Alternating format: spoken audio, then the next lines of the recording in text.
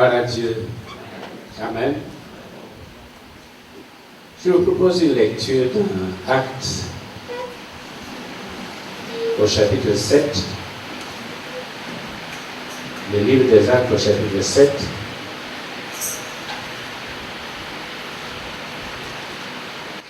Et nous lisons le verset 20. Pour par économie du temps, nous allons lire seulement le verset 20.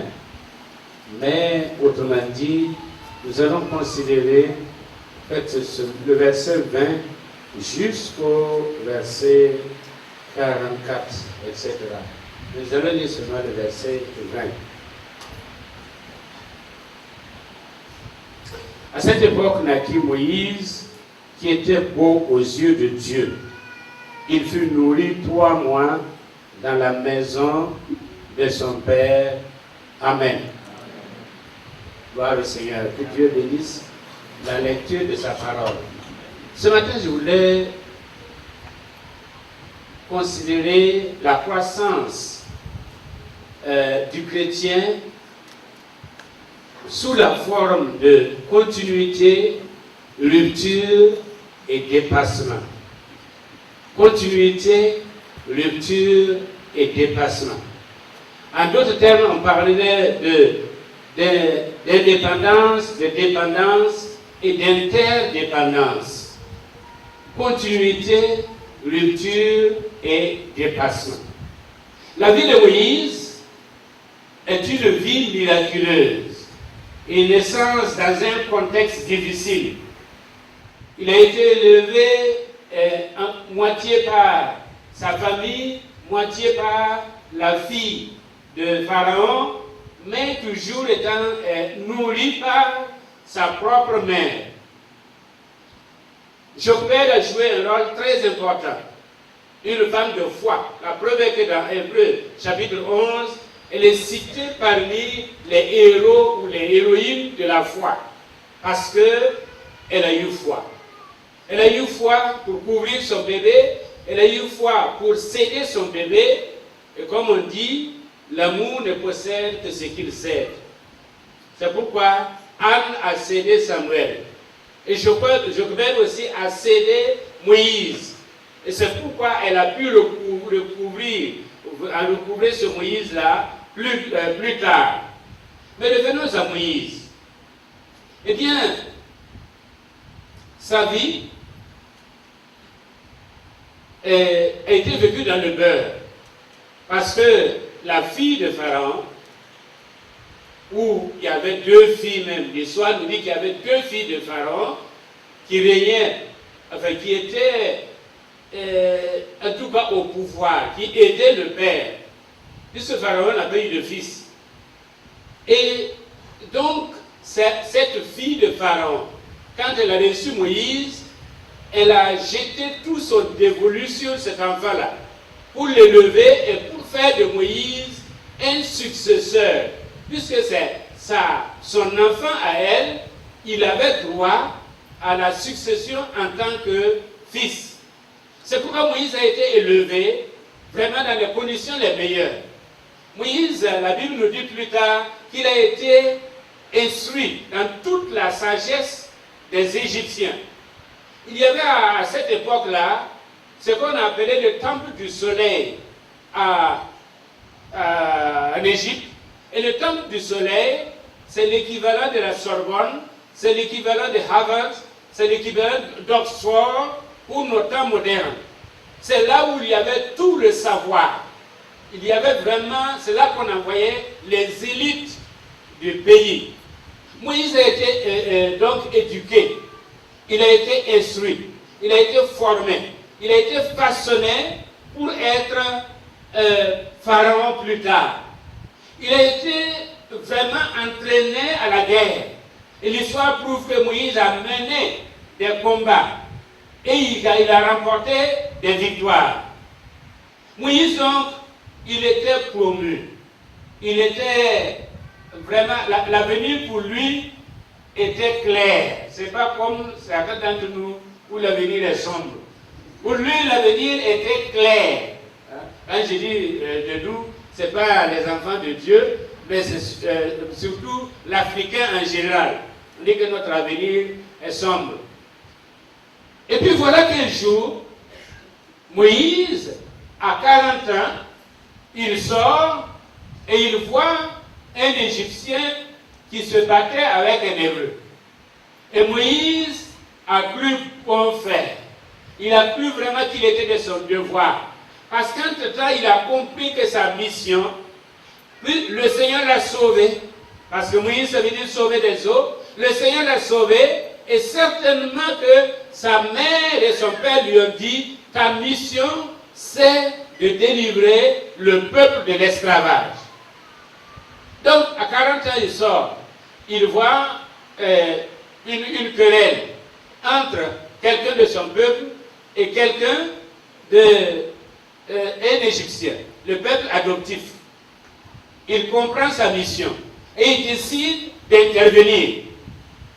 Il tue l'Égyptien pour sauver l'Israélien.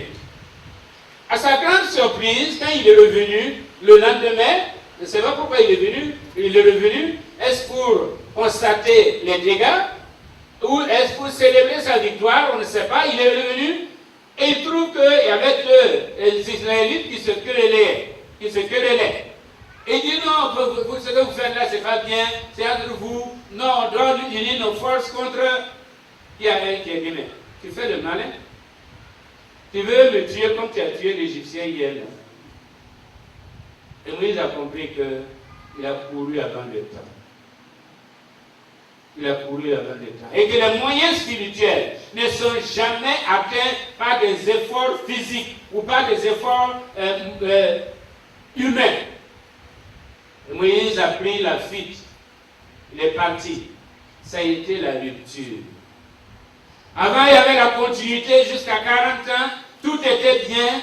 Vraiment, eh bien, l'avenir pour lui était rayonnant. Et voilà que d'un jour à l'autre, il est obligé de fuir. Je vais faire raconter ses rêves à ses frères. Ça lui a posé problème. David a tué son Goliath. Ça lui a créé des problèmes. Il ne faut pas penser que parce que nous avons aidé, ou parce que nous pensons que nous sommes dans la volonté de Dieu, que tout va être dans le beurre. Au contraire, nous aurons l'opposition nécessaire. Moïse a fui. Et la Bible nous dit qu'il est allé à Madian. Et si vous vous souvenez du film Moïse ou les 10 commandements, eh bien, le commentateur dit que Moïse est parti, il y avait un vent qui soufflait. Et le commentateur dit, le vent qui soufflait dans sa vie, dans son intérieur, était plus violent que celui qui soufflait dehors. Parce que c'est le vent du doute, le vent de la remise en cause, le vent des questionnements, le vent de la négation de tout ce qu'il avait hérité. C'est vraiment le vent qui efface son passé. Moïse ne savait plus que penser. Il arriva à un puits, il s'assit, il regarda et il s'est dit, quel gâchis de ma vie. Quel gâchis. Il s'est reproché, peut-être si je n'avais pas tué l'Égyptien, je serais encore au pouvoir. Ou bien il s'est posé la question, Dieu, pourquoi est-ce que tu m'as fait traverser, cheminer tout ce parcours-là pour me retrouver à la case départ? Qu'est-ce qui s'est passé? Pourquoi? Pourquoi, Seigneur? Et pourquoi moi à cette période-là? Qu'est-ce que tu veux que je fasse de mes connaissances? Je me retrouve dans le désert. Qu'est-ce que tu veux que je fasse de mes connaissances? Je deviens berger. Parce que plus tard, il va être berger, le berger de son beau-père. Lui qui avait des bergers, il est devenu berger. Lui qui avait des serviteurs, il est devenu serviteur. Lui qui était le maître de tout, il avait tout perdu et il était vraiment à la merci de son beau-père. Il n'était rien. Souvenez-vous de ce que Soren Kierkegaard a dit. Dieu a tout créé à partir de rien. Mais tout ce qu'il veut utiliser, il commence à le réduire à rien. Tout ce qu'il veut utiliser, il commence à le réduire à rien. Moïse a été réduit à rien. Il n'avait plus de statut, il n'avait plus rien. Et donc on dirait, il commence même à désapprendre. Parce qu'il a fait 40 ans. 40 ans, ce n'est pas 40 jours. 40 ans. C'est-à-dire le temps de l'épreuve. Dans la parole de Dieu, les 40 c'est toujours un temps d'épreuve. Mais c'est aussi le temps où il est retourné à l'école de Dieu. Il était à l'école égyptienne, maintenant il est venu à l'école de Dieu, où on apprend qu'on n'est rien, où on apprend qu'on ne peut rien. On apprend simplement qu'on peut tout par celui qui nous fortifie, et c'est tout. Amen. On apprend à ne plus dépendre de ce que nous avons reçu comme formation, mais à dépendre de ce que Dieu nous donne comme révélation. Et Moïse était là. Et en même temps, dans ce désert, non seulement il y a la solitude, mais c'est un temps aussi d'apprentissage de la patience. C'est pourquoi plus tard on dira que Moïse était l'homme le plus patient du monde. Il n'était pas patient quand il est sorti tuer l'Égyptien. Et c'est le temps où Dieu lui dit, moi, tu as tué l'Égyptien, il ne faut pas mettre ça sur mon crédit. Je n'ai que faire des Égyptiens individuels qu'on tue. Je sais ce que je vais faire de ces Égyptiens-là. Je m'adresse à des jeunes. Vous êtes impatients. Vous voulez arriver vite. Vous voulez faire des choses vite. Vous voulez employer vos propres moyens. Vous serez brisés. Parce que quelqu'un a dit, tous les hommes que Dieu a utilisés puissamment, il les a auparavant blessés profondément. Tous les hommes qu'il a utilisés puissamment, il les a auparavant blessés profondément. Et Moïse a été blessé. Il a été blessé. Il a été laissé à lui-même. Il s'est posé pas mal de questions. C'est la rupture nécessaire. Continuité, rupture, et après, il a remonté la pente. Et il a remonté la pente quand il est arrivé au buisson ardent. Et là, Dieu lui dit, alors j'ai entendu, j'ai vu, je vais envoyer quelqu'un. Certainement que Moïse, pendant les 40 ans, pendant la souffrance de son peuple, il entendait, mais il se disait, Seigneur, c'est ton affaire. Moi, je ne veux plus me mêler de ces choses-là. C'est ton peuple, tu te débrouilles, qu'il pleure ou qu'il pleure, qu'on les tue, ce n'est pas mon problème, c'est ton problème. Dieu revient pour lui dire, c'est notre problème. Amen. C'est notre problème. Et c'est là qu'on revient au principe d'interdépendance. Moïse était dépendant de son beau-père. Maintenant, Dieu vient à lui. Et pour lui dire, maintenant, on sera interdépendants. Toi et moi, on va travailler. Ce que tu as reçu comme formation, je vais l'utiliser. Ce que tu as reçu comme formation militaire, c'est maintenant qu'il faut démontrer. Tout ce que tu as reçu, ce n'est pas du gâchis, ce n'est pas perdu. Au contraire, c'est maintenant, je l'ai baptisé, je l'ai rebaptisé, et maintenant tu peux l'utiliser à la gloire de Dieu. Le temps est venu, avant tu as couru avant le temps. Maintenant c'est le temps de Dieu. Et tu vas te lever, et ensemble, nous allons travailler, et ensemble, nous allons opérer des miracles. Ensemble, je serai avec toi. Et le peu que tu as, tu vas l'utiliser. Et pour montrer à Moïse que ce n'est ni par la force, ni par la puissance, il lui demande qu'est-ce que tu as entre tes mains. Et Moïse, à ce moment, il ne se souvenait plus de rien. Il n'a pas dit, j'ai une formation militaire, il n'a pas dit, j'ai une formation économique, il n'a pas dit, j'ai une formation sociale, etc. Il a dit, tout ce que j'ai, c'est un bâton. Tout ce qui me reste, c'est un bâton. Et le Seigneur dit, ça suffit. Ça suffit. Le bâton. que je vais toucher, plus toi, que je vais transformer, on va faire beaucoup de choses. On va faire beaucoup de choses. Alléluia. Continuité, rupture et dépassement. Vous voulez que le Seigneur se serve de vous, il faut accepter ces moments difficiles. Comme nous aimons le dire, il n'y a pas de bonheur sans douleur. Il n'y a pas de bonheur sans douleur. Et Dieu va supprimer les joies inférieures pour nous permettre d'atteindre les joies supérieures, les joies de sa volonté, les joies de sa puissance, où nous allons nous perdre pour voir Dieu agir à travers nous. Moïse, quand Dieu est venu vers lui, il a dit non. Trouve quelqu'un d'autre. Non, ce n'est pas moi. On nous a dit que Moïse était puissant en parole et en acte. Et quand Dieu est venu vers lui, il n'était puissant ni en acte, ni en parole. Il dit, je ne sais même pas parler. Pourtant, avant, il était puissant en parole et en acte.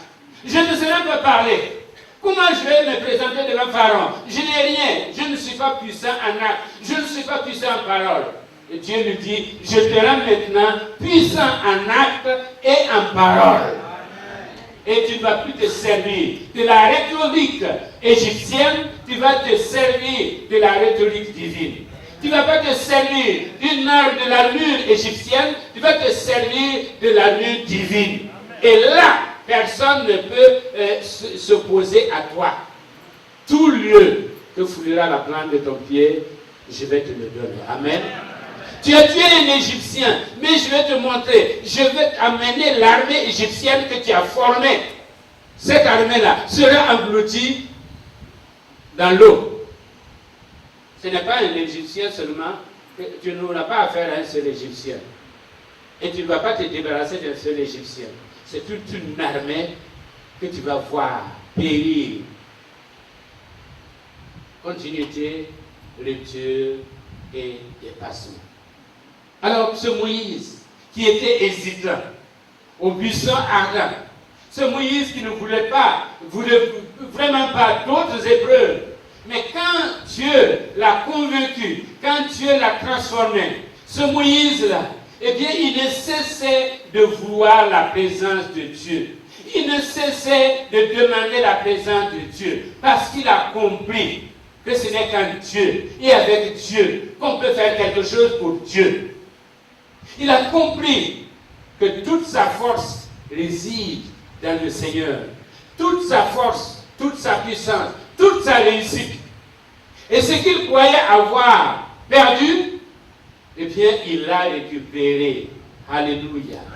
Parce que c'est l'homme vraiment à qui Dieu parlait face à face. À qui Dieu parlait face à face. Alléluia. Frères et sœurs, nous avons dit et nous continuons de dire, ne nous contentons pas des miettes de la bénédiction de Dieu. C'est vrai, il y a un prix à payer. Mais est-ce que ça ne vaut pas ça ne vaut pas la peine de payer le prix? Il nous faut payer le prix pour pouvoir être à l'école de Dieu. Pour que Dieu Dieu nous coupe. Pour que nous puissions aller à son école, que nous soyons formés, que nous soyons transformés. Alors là, il pourra se servir de nous. Nous ne pourrons plus compter sur nos talents. Nous ne pourrons plus compter sur notre savoir. Nous ne pourrons plus compter sur notre avoir. Non pas parce que Dieu va les négliger, non pas parce que Dieu va les rejeter, mais Dieu va les transformer. Alors nous pourrons dire, ce n'est plus moi qui vis, mais c'est Christ qui vit en moi. Et comme Jésus lui-même disait, eh bien, ma nourriture, c'est de faire la volonté de celui qui m'a envoyé. Ma nourriture, c'est de faire la volonté de celui qui m'a envoyé. Et il disait, je ne fais rien que le Père ne m'ait ordonné de faire. Amen. C'est celui qui a connu Dieu, qui a été transformé par Dieu. C'est celui qui a connu ce processus de continuité, rupture, pour atteindre un dépassement avec Dieu. Et quand nous atteignons ce dépassement avec Dieu, nous pouvons avoir des problèmes, nous pouvons avoir des petites difficultés, mais nous sommes assis en Christ. Amen. Nous sommes assis en Christ. Et ni la mort, ni la vie, ni les difficultés ne peuvent nous séparer de l'amour manifesté à Jésus-Christ pour nous. Alléluia. Vous voulez être quelqu'un pour Dieu? Acceptez que Dieu vous transforme en rien. Vous voulez faire quelque chose pour Dieu? Ne courez pas avant le temps de Dieu. Vous voulez faire quelque chose pour Dieu? N'utilisez pas les moyens humains. Ça ne vous pourrez jamais atteindre les objectifs spirituels. Vous voulez faire quelque chose pour Dieu? Ne cachez pas ce que vous avez fait. Dites à Dieu, j'ai échoué. Et il dira, tu as échoué, à partir de maintenant, je peux t'utiliser. Parce que c'est quand l'homme finit que Dieu commence. Et je le disais une fois ici, notre problème, ce n'est pas que nous avons échoué, mais nous n'avons pas assez échoué pour apprendre la voie royale. Nous n'avons pas assez échoué pour apprendre la voie royale. On parle d'échecs au BPC, d'échecs au bac, etc. Ce n'est que des exemples d'échecs. Nous allons échouer dans nos tentatives. Nous allons échouer dans nos propres œuvres pour apprendre à compter sur Dieu. Apprendre à nous attendre à Dieu. Frères et sœurs, que le Seigneur nous bénisse. Et que nous soyons des Moïse. Et que nous acceptions, mais si le temps vient, si l'occasion se présente, que Dieu nous diminue. De toute façon, Jean disait, il faut que je diminue et qu'il croisse. Donnons l'occasion à Dieu de croître en nous. Donnons l'occasion à Dieu d'être le maître de nos vies, le Seigneur de nos vies. Et nous verrons la gloire de Dieu. Nous verrons la puissance de Dieu. Nous pourrons être des vrais adorateurs qui adorent Dieu en esprit et en vérité. Nous pouvons élever nos voix parce qu'il n'y a pas d'obstacle, parce que nous connaissons Dieu. Moïse est devenu un vrai adorateur qui ne se satisfaisait pas des choses extérieures. Il disait, Seigneur, je veux voir ta gloire. Je veux voir ta gloire. Je veux voir ta gloire. Je vais entrer dans ta présence. Je vais entrer dans une certaine intimité avec toi. Je vais communier avec toi. Alléluia. Que le Seigneur nous bénisse. Laissons notre tête devant le Seigneur. Alléluia. Gloire à toi, Seigneur. Longue est la vie et profond le silence. Les ténèbres en absence de lumière et d'éclat, de l'ombre à l'oubli, de la peine à la faute, à ne croire à rien d'autre, à l'effort sans la foi.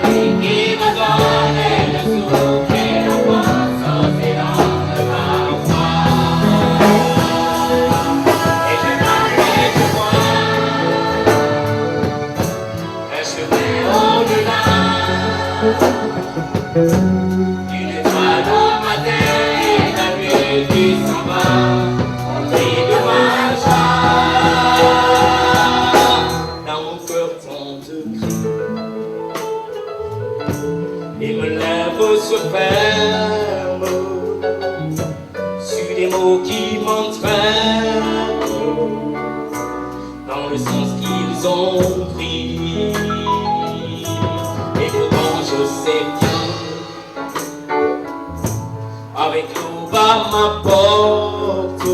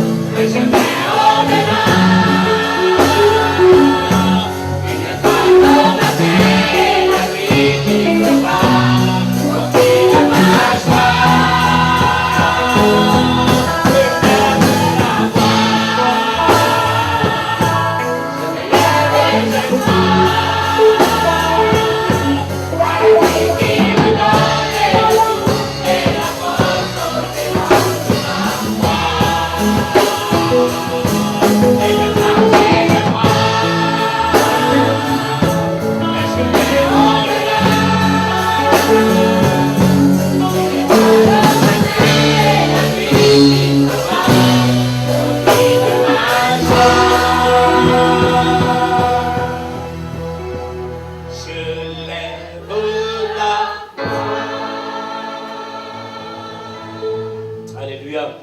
Gloire au Seigneur.